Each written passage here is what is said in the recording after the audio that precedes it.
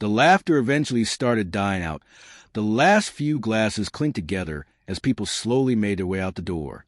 The living room that had been loud with music and conversation all night now felt strangely heavy, the kind of quiet that only happens after too much celebrating. I stood at the sink, rinsing out half-finished wine glasses, a little buzzed and worn out, when I heard her voice from the patio. Melissa, my wife. It wasn't the actual words that froze me. It was a tone in her voice. Soft, playful, careless in a way you only speak when you assume no one else is around. I turned the faucet off. "Oh, come on," she giggled. "You know I could never say no to you." My stomach twisted instantly. I stood there waiting, praying this was just a joke between her and a friend, something harmless. But then I heard his voice. Deep, familiar. Jason, my best friend since college. The guy who basically lived on my couch half the time. Someone who knew every detail of my life. I slowly moved toward the sliding glass door, completely silent. Their reflections were blurry in the dark window. She leaned toward him, smiling in a way she used to smile at me back when we were still new and real. "I didn't think he'd ever notice," she whispered. Jason let out a quiet laugh. "Guess you were right." Something inside me shifted, not anger, not shock, just that sick, empty feeling you get when you finally realize everything you believed was solid had already been falling apart while you weren't looking. I just stood there, letting their soft laughter echo in the space where my heartbeat should have been. After a full minute, I turned off the kitchen lights, walked down the hallway, and sat at the edge of our bed.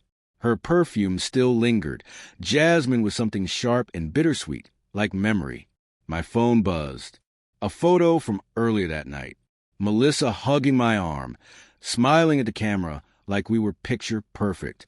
Everyone always said we were unbreakable, and like an idiot, I believed them. When she finally came back inside, most people were already gone. She looked at me for half a second, unreadable, then smiled like nothing at all had happened. "You good?" she asked, setting her glass down.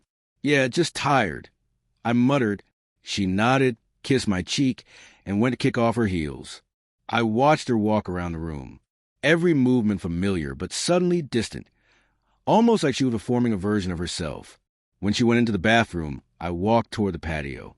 The outside air hit me, cold and sharp. Empty bottles glowed in the porch light like silent witnesses. Jason's car was already gone. I leaned against the railing, trying to breathe through the pressure in my chest. Some part of me wanted to go straight in and explode, but the older part of me, the part that's been around disappointment before, told me to wait, to think, to confirm before detonating everything. I barely slept that night. Every time she shifted beside me, I smelled wine and guilt.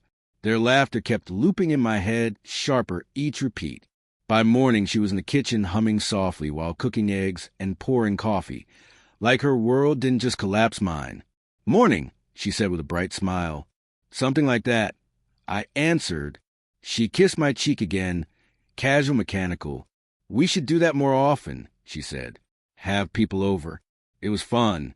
I sat there staring at her, realizing I wasn't angry anymore. Anger means you still think they're worth disappointment. But deep down, I finally knew whatever we used to have died long before last night. I just didn't hear the burial until now. The next few days felt like scenes from a movie someone else was starring in. We did the routine. Mornings, work, dinners, talking about nothing, like actors sticking to a script they didn't respect anymore. I studied her face when she spoke, searching for remorse, fear, anything. But she was calm, too calm, like she was convinced I'd never find out. By Thursday night, I knew I was done pretending. Jason texted me around 6 p.m. "Game night this weekend again?" I stared at his message before texting back. "Sure, same time." Later, Melissa was cooking, garlic and butter filling the kitchen, a smell that once meant comfort. For a moment, it transported me back to when her voice still felt like home. "Jason's coming Saturday," I said. She paused. Just a second, but it was enough. "That'll be nice," she replied. "It's been a while." "Yeah," I whispered. "It has." I barely slept again. The more I replayed what I heard, the more everything clicked. The late nights, the sudden perfume shift, the secretive smiles at her phone. I ignored all the flags because I wanted her to still be mine. Saturday arrived with gray skies. Rain misted the windows, soft enough to blur everything. Jason came on time with a whiskey bottle and that fake casual grin. "Dude, you look terrible," he laughed, patting my shoulder. "Long week," I said. We settled into the living room, the three of us acting like nothing was broken. They joked effortlessly, sharing glances that cut deeper than any insult. I stayed quiet, sipping, watching, waiting. When she leaned in to refill his glass, their fingers brushed. Barely a second, but deliberate. Heat rushed through my chest, but my voice stayed calm.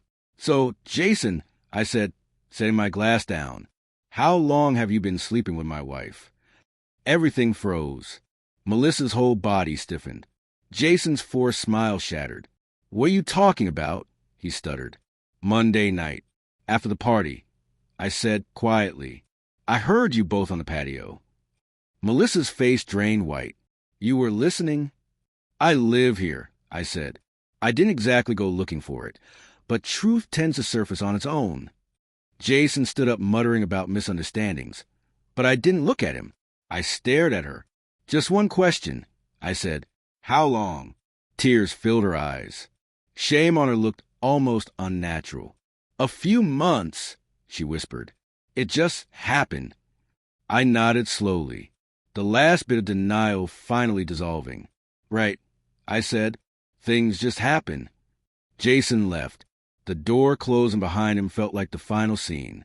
Melissa reached for me, voice shaking. "I made a mistake. I don't want to lose you." I looked straight at her. "You already lost me," I said softly. "You just didn't notice until now." She broke down crying, those deep broken sobs that once would have killed me. But now they sounded hollow. I packed that night. Not everything, just enough to leave. She followed me to the door begging, promising, swearing it meant nothing. But betrayal doesn't need logic. It only needs one moment you can't take back. Outside the rain had stopped. The street looked washed clean. The night air smelled like closure.